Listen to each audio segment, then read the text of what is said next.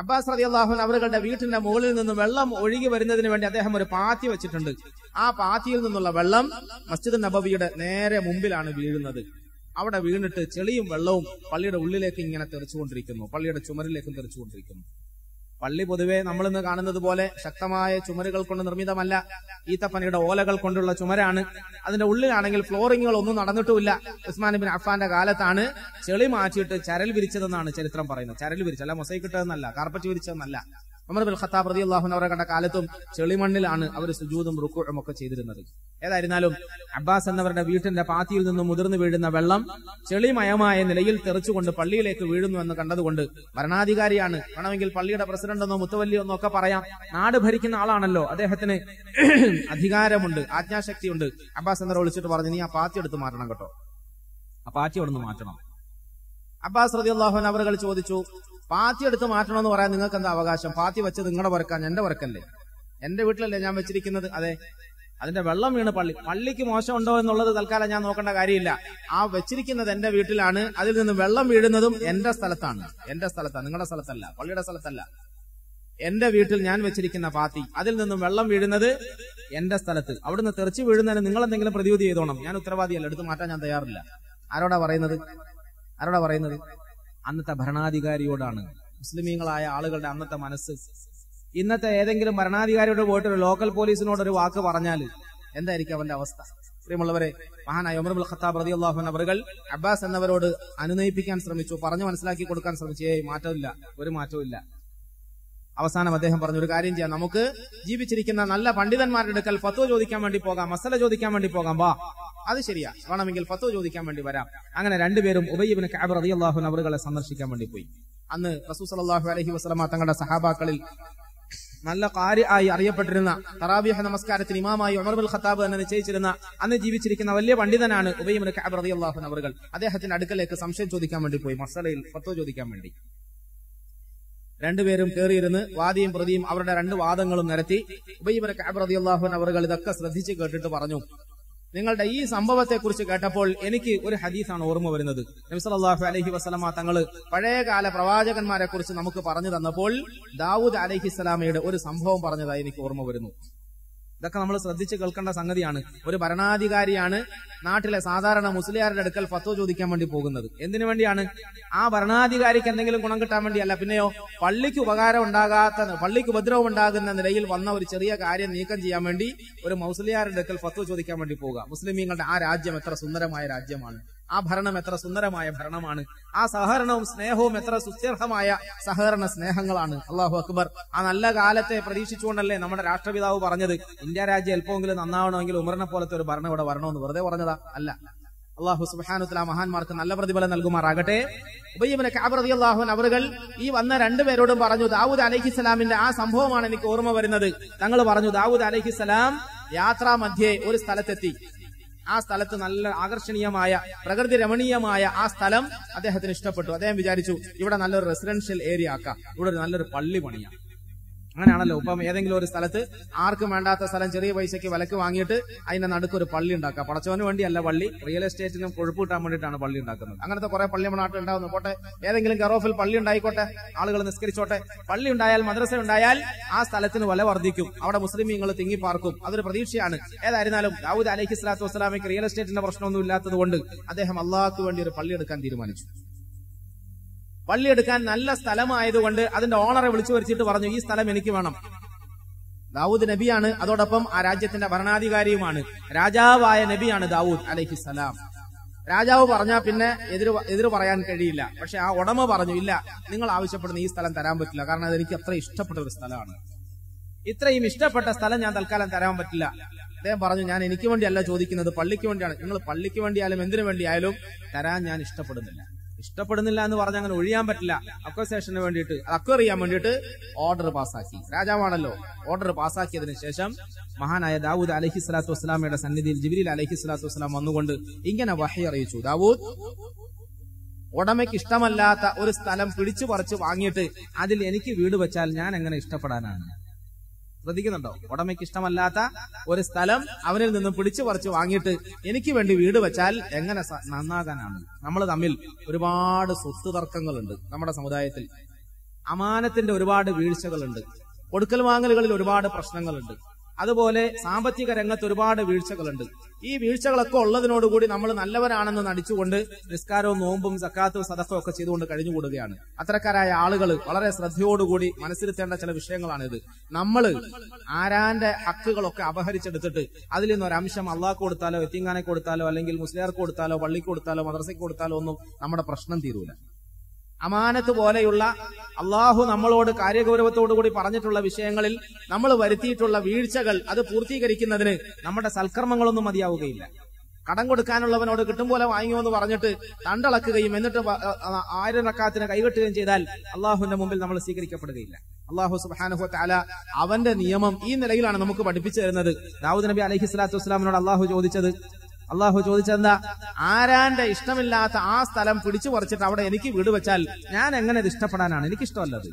ആരാന്റെ അപഹരിച്ചെടുക്കുന്ന സ്വത്തുക്കളും അവരുടെ അധികാരങ്ങളും അവരുടെ സമ്പത്തുകളും ഓഹരികളും ഒക്കെ നീ സ്വന്തമാക്കുകയും എന്നിട്ട് അതിന്റെ ഒരു അംശം രസീത് വാങ്ങിയിട്ട് ഒരു മദ്രസയ്ക്കോ പള്ളിക്കോ അല്ലെങ്കിൽ യതീംഖാനയ്ക്കോ കൊടുത്താൽ പ്രശ്നം തീരുമെന്ന് വിചാരിക്കുകയോ വേണ്ട. അള്ളാഹു നമുക്ക് നല്ലത് ചെയ്യാൻ തൗഫീഖ് തരുമാറാകട്ടെ. വന്നുപോയ അബദ്ധങ്ങളൊക്കെ തിരുത്താനും തൗഫീഖ് തരുമാറാകട്ടെ. ഉബയ്യ് ഇബ്നു കഅബ് റളിയല്ലാഹു അൻഹു അവர்கள் ഈ ഹദീസ് കേൾപ്പിച്ചു. ഇതാണ് എനിക്ക് ഇതിനെ കുറിച്ചിട്ട് പറയാനുള്ളത്. ഇത് കേൾപ്പിച്ചപ്പോൾ ഉമർ റളിയല്ലാഹു അൻഹു അവர்கள் പറഞ്ഞു, ഇങ്ങനൊരു ഹദീസ് ഞാൻ റസൂൽ സല്ലല്ലാഹു അലൈഹി വസല്ലം തങ്ങളിൽ നിന്ന് കേട്ടിട്ടേ ഇല്ലല്ലോ, ഞാൻ അങ്ങനെ ഹദീസ് കേട്ടിട്ടേ ഇല്ല. ശരി, ഒന്നിരിക്കണം, ഞാൻ ഉള്ളിൽ പോയി വരാം. 2 അതിഥികൾ വന്നതല്ലേ, സാധാരണ അതിഥിയല്ല, രാജ്യത്തിന്റെ ഭരണാധികാരിയാണ്. കൂട്ടത്തിൽ വളരെ പ്രധാനപ്പെട്ട റസൂലുള്ളാഹിന്റെ എളാപ്പയായ അബ്ബാസ് എന്നവരാണ് വന്നിരിക്കുന്നത്. 2 അതിഥികൾ വന്നതല്ലേ, അവർ രണ്ടുപേരെ ഇരുത്തിയിട്ട് അകത്ത് പോയി വരട്ടെ എന്ന് പറഞ്ഞാൽ എന്തിനാ അകത്ത് പോയി വരുന്നത്? കുടിക്കാൻ കൊടുക്കാനാണോ കഴിക്കാൻ കൊടുക്കാനാണോ? എന്തിനാണ്? കാത്തിരുന്നു. കുറച്ചു നേരം കഴിഞ്ഞപ്പോൾ ഉബയ്യ് ഇബ്നു കഅബ് റളിയല്ലാഹു അൻഹു അവர்கள் ഉള്ളിൽ നിന്ന് പുറത്തേക്ക് വന്നു, ഊരിപ്പിടിച്ച വാളുമായി. വാളും കൊണ്ട് മടങ്ങി വന്നപ്പോൾ, ഗ്ലാസും കൊണ്ട് മടങ്ങി വരും, കുടിക്കാനെടുക്കുമെന്നല്ലേ പ്രതീക്ഷിച്ച, വാളുമായി മടങ്ങി വന്നപ്പോൾ രണ്ടുപേരും ഒന്ന് പരങ്ങി. ഉമർ റളിയല്ലാഹു അൻഹു അവர்கள் ചോദിച്ചു, എന്തായി കാണുന്നത്? എന്തിനാണ് വാള്? അല്ല, ഈ വാള് കൊണ്ട് നിന്നോടൊരു കണക്ക് തീർക്കാനുണ്ട്. എന്ത് കണക്ക് തീർക്കാൻ? ഞാൻ അല്ലാഹുവിന്റെ റസൂൽ സല്ലല്ലാഹു അലൈഹി വസല്ലമയിൽ നിന്നും ഒരു ഹദീസ് കേൾപ്പിക്കുക, എന്നിട്ട് ആ ഹദീസ് കേൾപ്പിച്ചപ്പോൾ ഈ ഹദീസ് ഞാൻ കേട്ടിട്ടില്ലല്ലോ എന്ന് പറഞ്ഞുകൊണ്ട് നീ നിഷേധിക്കുക, തള്ളിക്കളയുക. റസൂലുള്ളാഹി സല്ലല്ലാഹു അലൈഹി വസല്ലമയെ സംബന്ധിച്ച് ഞാൻ ഒന്ന് പറയുകയും അത് നീ കേൾക്കാത്തതിന്റെ പേരിൽ തള്ളിക്കളയുകയും ചെയ്താൽ പിന്നെ നിന്നോട് സംസാരിക്കേണ്ടത് ഞാൻ. സംഭവം പറയുന്നു, അല്ലാതെ ചരിത്രം കേൾപ്പിച്ച് നിങ്ങളെ സൂചിപ്പിക്കാൻ വേണ്ടിയിട്ടല്ല. ഉമർ ഇബ്നുൽ ഖത്താബ് റളിയല്ലാഹു അൻഹു അവர்கள் പേടിച്ച് വിറച്ചുപോയി, പുറത്തേക്ക് പോയി. അബ്ബാസ് റളിയല്ലാഹു അൻഹു അവர்கள் ഉമറിന്റെ കൈക്ക് പിടിച്ചുകൊണ്ട് നേരെ പള്ളിയുടെ പരിസരത്തേക്ക് നടന്നു. എന്നിട്ട് ഈ വിവാദത്തിൽ ഏതെങ്കിലും ഒരു ചരിത്രം നമ്മൾ വായിക്കുമ്പോൾ നമുക്ക് കിട്ടുന്ന ഇല്ല. നമ്മുടെ ജീവിതത്തിൽ നബി തങ്ങൾ സല്ലല്ലാഹു അലൈഹി വസല്ലമ തങ്ങൾ ചെയ്തതുപോലെ എന്തെങ്കിലും ചെയ്യാൻ കഴിയുമ്പോൾ ഒരല്ലാത്തത് എന്തെങ്കിലും ല്ലോ, വിശന്ന് വലഞ്ഞിരിക്കുന്ന തളികയുടെ മുമ്പിൽ ആർത്തിയോടുകൂടി ആഹരിക്കാൻ വേണ്ടി വന്നിരുന്നു അബൂബക്കർ സിദ്ദീഖ് റളിയല്ലാഹു അൻഹു അവர்கள். സ്നേഹത്തോടെ അദ്ദേഹത്തിന് വേണ്ടി വിരുന്നൊരുക്കിയ ആളുകൾ വിഭവങ്ങൾ ഓരോന്നോരോന്ന് കൊണ്ടുവന്ന് വെക്കുകയാണ്. ഓരോന്നോരോന്നെന്ന് പറഞ്ഞാൽ ഓരോന്നോരോന്നിന്റെ മൂന്നാമതൊന്നും പറയാനില്ല. നമ്മൾ 10, 15, 16, 17 വിഭവങ്ങളുടെ സാന്നിധ്യത്തിൽ നോമ്പ് തുറക്കുന്നു. നോമ്പ് തുറന്നതിന് ശേഷം വന്നിരുന്നാൽ ഉടനെ വീട്ടുകാരൻ നമ്മോട് വന്നിട്ട്, ഇന്നലെ ഒരു സഹോദരനോട് പറഞ്ഞത് ഒന്നും ശരിയായില്ല അല്ലേ, തിരക്കായതുകൊണ്ട് ഇത്രയൊക്കെ ആക്കാൻ പറ്റിയിട്ടുള്ളൂ. അത് ഞാൻ പറഞ്ഞു, അത് ശരി, ഈ സൽക്കാരത്തിന്റെ കൂട്ടത്തിൽ ഇങ്ങനെ ഒരു വാക്കുകൂടി പറയണമെന്ന് ഇപ്പൊ പുതിയ നിയമമുണ്ടല്ലേ, ഈ ഒരു വാക്കും കൂടെ പറഞ്ഞാലേ നമ്മുടെ സൽക്കാരത്തിന്റെ ദൂർത്ത് പൂർത്തിയാവുന്നുള്ളൂ.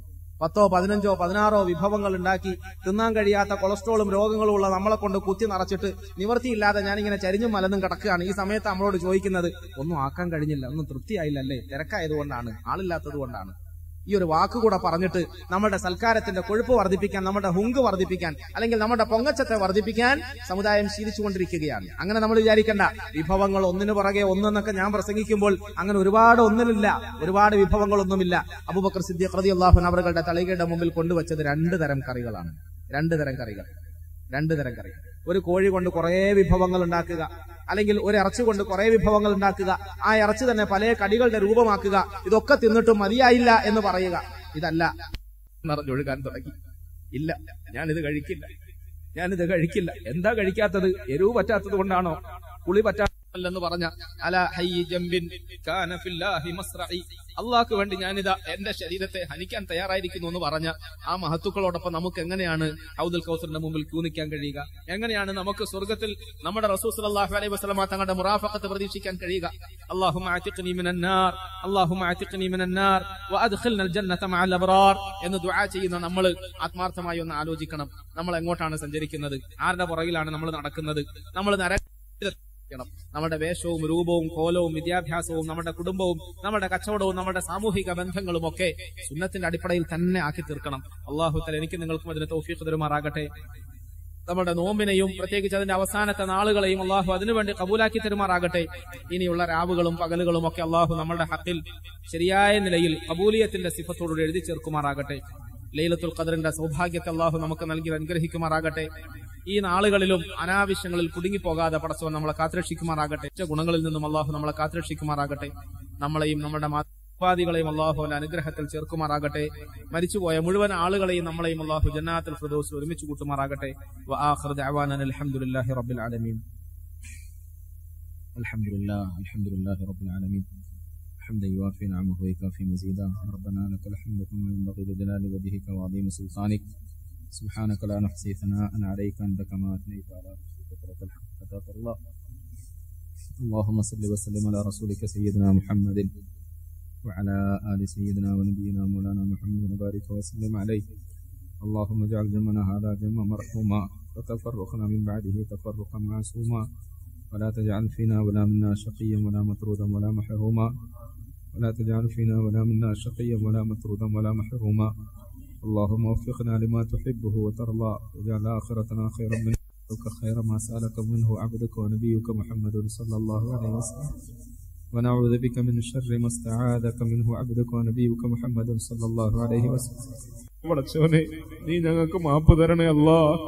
നിരുപാധികം മാപ്പ് തരണേ പടച്ചവനെ. എന്റെ മഹ്ള് ഫദ്ൽ കൊണ്ട് മാപ്പ് തരണേ പടച്ചവനെ. എന്റെ മഹ്ള് ഫദ്ൽ കൊണ്ട് പുറത്തു തരണേ പടച്ചവനെ. ഞങ്ങളെ കഴുകി വൃത്തിയാക്കി നിന്നിലേക്ക് നീ തിരിച്ചെടുക്കണേ അല്ലാ. നിന്റെ കാരുണ്യത്തിലേക്ക് നീ ഞങ്ങളെ ചേർത്ത് പിടിക്കണേ അല്ലാ. നിന്റെ റഹ്മത്തിലേക്ക് ഞങ്ങളെ ചേർത്ത് പിടിക്കണേ അല്ലാ. നിന്റെ റഹ്മത്തിലേക്ക് ഞങ്ങളെ ചേർത്ത് പിടിക്കണേ പടച്ചവനെ. അല്ലാഹുവേ ഞങ്ങൾക്ക് മറ്റൊരു അഭയങ്ങളെ അല്ലാഹുവേ നിനക്ക് വേണ്ടി ഞങ്ങൾ സഹിച്ചിരുന്നത് പോലെ നീ ഞങ്ങളെ നാളെ പരലോകത്ത് സ്വർഗത്തിൽ സന്തോഷിപ്പിക്കണേ പടച്ചവനെ. ഞങ്ങൾ പറഞ്ഞതും കേട്ടതും ഞങ്ങളുടെ ജീവിതത്തിൽ അമലാക്കി തരണേ പടച്ചവനെ. ഞങ്ങളുടെ ജീവിതത്തിൽ ഖൈറിന് വഴിയാക്കി തരണേ അല്ലാഹ്. ربنا عليك توكلنا وإليك أنبنا وإليك المصير. ربنا اغفر لنا ولوالدينا ربنا ارحمهم كما ربونا صغارا. ربنا تقبل منا إنك أنت السميع العليم وتب علينا إنك أنت التواب الرحيم. آمين برحمتك يا أرحم الراحمين. وصلى الله على خير خلقه محمد وعلى آله وصحبه أجمعين. سبحان الله.